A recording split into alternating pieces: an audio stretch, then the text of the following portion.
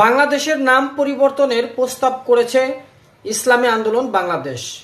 গণপ্রজাতন্ত্রী বাংলাদেশ নাম পরিবর্তন করে people's welfare state of Bangladesh বা বাংলাদেশ জনকল্যাণ রাষ্ট্র এই নামের প্রস্তাবটি করেছে। বৃহস্পতিবার 10ই এপ্রিল দুপুর 12টায় আজকেই দলের মহাসচিব প্রিন্সিপাল হাফেজ মাওলানা ইউনুস আহমেদের নেতৃত্বে একটি প্রতিনিধি দল জাতীয় সংসদ ভবনের জাতীয় ঐক্যমত কমিশনের কার্যালয়ে উপস্থিত হয়ে এই প্রস্তাবটি জমা দিয়েছে। এতে আলোচনার জন্ম দিয়েছে সারা দেশব্যাপী এবং এই খবরটি নিয়ে বেশ কিছু গণমাধ্যম একেবারে ফলাও করে দিয়েছে।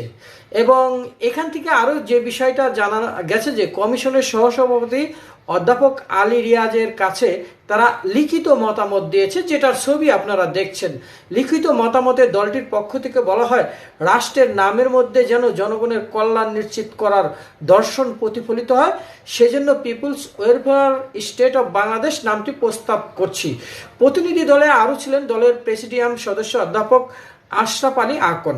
তো দর্শক, এই বাংলাদেশের নাম পরিবর্তনের বিষয়টি ফেসবুকে এতদিন ট্রল হলেও সামাজিক যোগাযোগ মাধ্যমে হুদাহুদাই কথাবার্তা হলেও এখন কিন্তু বাস্তবে দেখা যাচ্ছে একটি রাজনৈতিক দল প্রস্তাব করেছে।